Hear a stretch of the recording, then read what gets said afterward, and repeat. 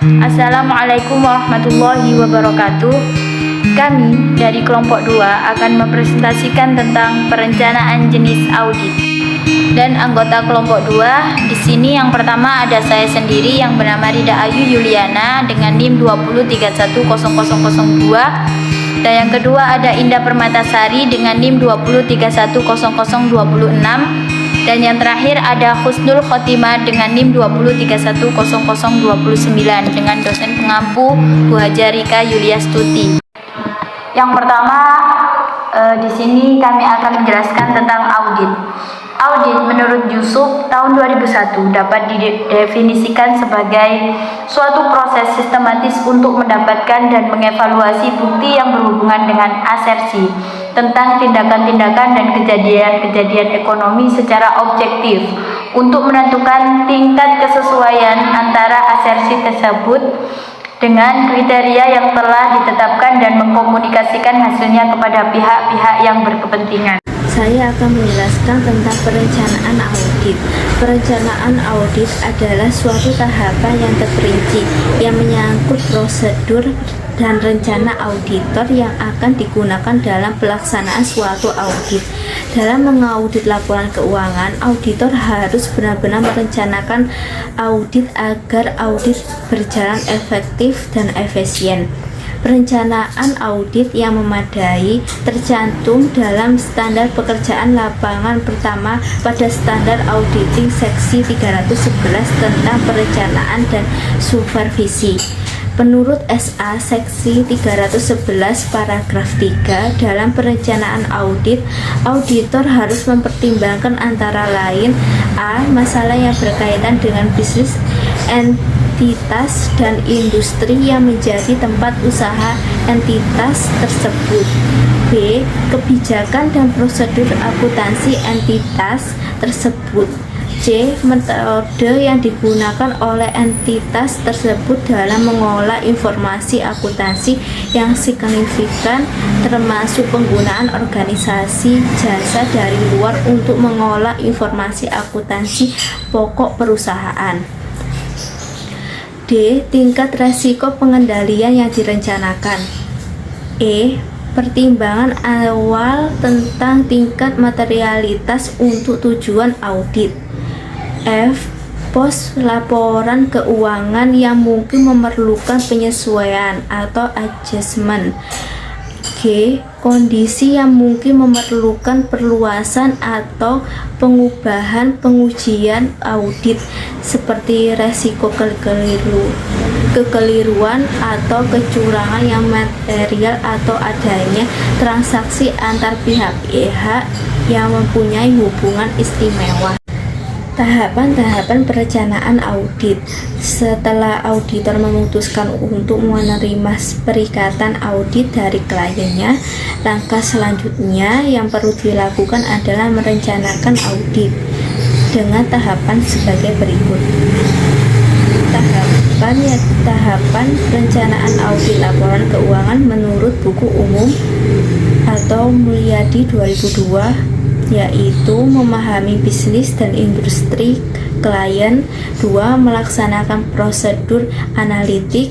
3. Mempertimbangkan tingkat materialitas awal. 4. Mempertimbangkan resiko bawaan. 5. Memahami pengendalian interklien. 6. Mempertimbangkan beberapa faktor yang berpengaruh terhadap saldo awal jika perikatan dengan klien berupa audit tahun pertama. 7. Memahami pengendalian interklien. Tahapan perencanaan audit laporan keuangan menurut buku modern atau Boyton et al. 2003. Yang pertama, memperoleh pemahaman tentang bisnis dan industri klien. 2. Melaksanakan prosedur analitik. 3. Membuat pertimbangan awal tentang tingkat materialitas. 4. Mempertimbangkan resiko audit. 5. Mengembangkan strategi audit awal untuk asersi signifikan. 6. Memperoleh pemahaman tentang pengendalian interklien. dan tahapan perencanaan audit laporan keuangan menurut standar auditing IAI 2001, yaitu yang pertama memperoleh informasi mengenai masalah yang berkaitan dengan bisnis, entitas, dan industri yang menjadi tempat usaha entitas tersebut atau SA seksi 318. 2. Memperoleh informasi mengenai kebijakan dan prosedur akuntansi entitas tersebut menurut SA seksi 318. 3. Metode yang digunakan oleh entitas tersebut dalam mengolah informasi akuntansi yang signifikan, termasuk penggunaan organisasi jasa dari luar dan mengolah informasi akuntansi pokok perusahaan dalam SA seksi 311 dan SA seksi 324. Yang keempat, melaksanakan prosedur analitik dalam SA seksi 329. Yang kelima, pertimbangan awal tentang tingkat materialitas untuk tujuan audit dalam SA seksi 312. Yang keenam, kondisi yang mungkin memerlukan perluasan atau mengubah pengujian audit seperti resiko, kekeliruan, atau kecurangan yang material atau adanya transaksi antar pihak-pihak yang mempunyai hubungan istimewa SA seksi 316, SA seksi 319. Yang ketujuh, memperoleh pemahaman mengenai struktur pengendalian interklien dalam SA seksi 319. Yang ke-8, menetapkan tingkat resiko pengendalian yang direncanakan dalam SA seksi 312 dan SA seksi 319. Dan yang terakhir 9, membuat kertas kerja dalam SA seksi 339. Baik, saya akan membacakan ikhtisar proses dari perencanaan audit yang dibagi menjadi 4 fase. Fase pertama adalah merencanakan dan merancang sebuah pendekatan audit, yaitu auditor menggunakan informasi yang didapatkan dari prosedur penilaian risiko terkait dengan penerimaan klien dan perencanaan awal, memahami bisnis dan industri klien, menilai risiko bisnis klien, dan melakukan prosedur analisis pendahuluan yang bertujuan untuk menilai risiko bawahan dan risiko audit yang dapat diterima.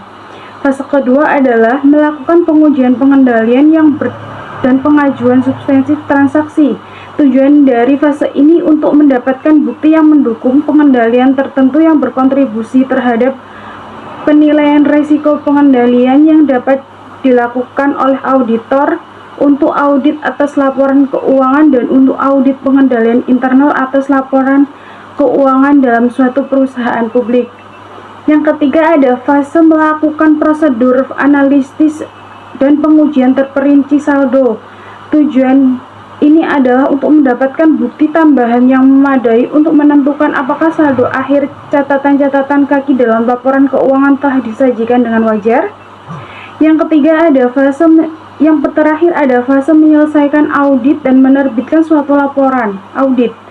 Setelah 3 fase pertama diselesaikan, auditor harus mengumpulkan bukti tambahan terkait dengan tujuan penyajian dan pengungkapan, ikhtisar hasil, penerbitan laporan audit, dan melakukan bentuk-bentuk komunikasi lainnya. Ada pula jenis-jenis audit yang dibagi menjadi 3. Yang pertama ada audit laporan keuangan, adalah audit yang dilakukan oleh auditor independen terhadap laporan keuangan yang disajikan oleh klien untuk menyatakan pendapat mengenai kewajaran laporan keuangan tersebut. Yang kedua ada audit kepatuhan, yaitu audit yang bertujuan untuk menentukan apakah yang diaudit sesuai dengan kondisi atau peraturan tertentu. Yang ketiga ada audit operasional, merupakan review secara sistematik kegiatan organisasi atau bagian dari adanya dalam hubungan dengan tujuan tertentu. Ada pula jenis-jenis auditor yang dibagi menjadi 3. Yang pertama ada auditor pemerintahan, adalah auditor yang bertugas melakukan audit atas keuangan negara pada instansi-instansi pemerintah. Yang kedua ada auditor intern, yaitu auditor yang bertugas pada perusahaan dan oleh karenanya berstatus sebagai pegawai pada perusahaan tersebut. Yang ketiga ada auditor independen atau akuntan publik yang bertanggung jawab melakukan fungsi pengendalian atas laporan keuangan. Sekian, terima kasih.